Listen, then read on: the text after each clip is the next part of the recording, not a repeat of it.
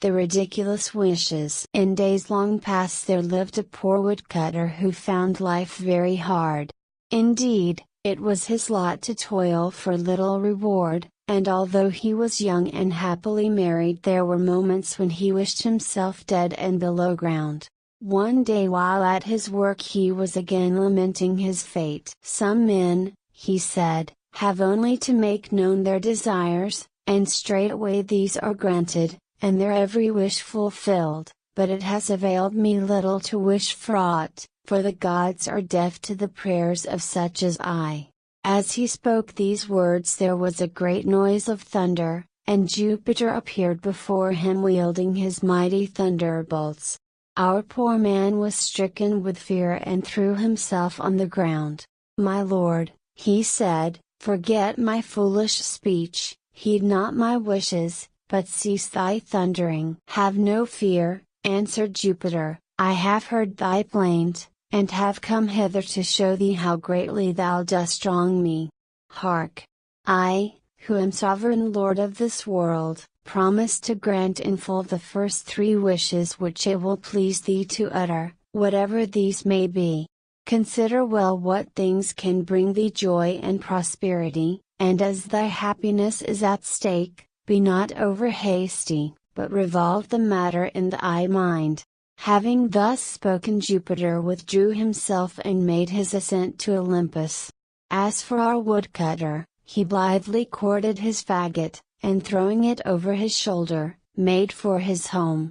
To one so light of heart the load also seemed light, and his thoughts were merry as he strode along. Many a wish came into his mind, but he was resolved to seek the advice of his wife, who was a young woman of good understanding. He had soon reached his cottage, and casting down his faggot, "Behold me, Fanny," he said. "Make up the fire and spread the board, and let there be no stint. We are wealthy, Fanny, wealthy forevermore, we have only to wish for whatsoever we may desire." Thereupon he told her the story of what had befallen that day.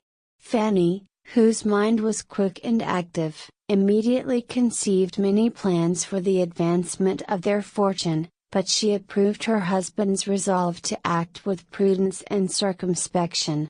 "'Twere a pity," she said, "to spoil our chances through impatience.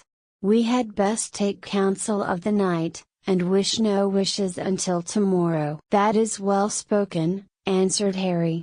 "Meanwhile fetch a bottle of our best, and we shall drink to our good fortune." Fanny brought a bottle from the store behind the faggots, and our man enjoyed his ease, leaning back in his chair with his toes to the fire and his goblet in his hand. "What fine glowing embers!"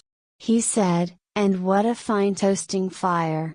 I wish we had a black pudding at hand." Hardly had he spoken these words when his wife beheld, to her great astonishment, a long black pudding which, issuing from a corner of the hearth, came winding and wriggling towards her.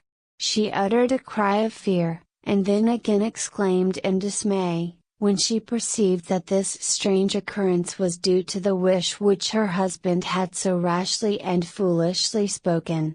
Turning upon him, in her anger and disappointment she called the poor man all the abusive names that she could think of. "What," she said to him, "when you can call for a kingdom, for gold, pearls, rubies, diamonds, for princely garments and wealth untold, is this the time to set your mind upon black puddings?" "Nay," answered the man, "'twas a thoughtless speech, and a sad mistake, but I shall now be on my guard, and shall do better next time." "Who knows that you will?" returned his wife. "Once a witless fool, always a witless fool." And giving free rein to her vexation and ill temper she continued to upbraid her husband until his anger also was stirred, and he had almost made a second bid and wished himself a widower. "Enough, woman," he cried at last, "put a check upon thy forward tongue. Who ever heard such impertinence as this? A plague on the shrew and on her pudding! Would to heaven it hung at the end of her nose! No sooner had the husband given voice to these words than the wish was straightway granted, and the long coil of black pudding appeared grafted to the angry dame's nose. Our man paused when he beheld what he had wrought. Fanny was a comely young woman, and blessed with good looks, and truth to tell, this new ornament did not set off her beauty. Yet it offered one advantage, that as it hung right before her mouth, it would thus effectively curb her speech. So, having now but one wish left, he had all but resolved to make good use of it without further delay, and, before any other mischance could befall, to wish himself a kingdom of his own. He was about to speak the word, when he was stayed by a sudden thought. "It is true," he said to himself, "that there is none so great as a king, but what of the queen that must share his dignity? With what grace would she sit beside me on the throne with a yard of black pudding for a nose?" In this dilemma he resolved to put the case to Fanny, and to leave her to decide whether she would rather be a queen, with this most horrible appendage marring her good looks, or remain a peasant wife, but with her shapely nose relieved of this untoward addition. Fanny's mind was soon made up. Although she had dreamt of a crown and scepter, yet a woman's first wish is always to please. To this great desire all else must yield, and Fanny would rather be fair and rugged than be a queen with an ugly face. Thus our woodcutter did not change his state, did not become a potentate, nor fill his purse with golden crowns. He was thankful enough to use his remaining wish to a more humble purpose, and forthwith relieved his wife of her encumbrance.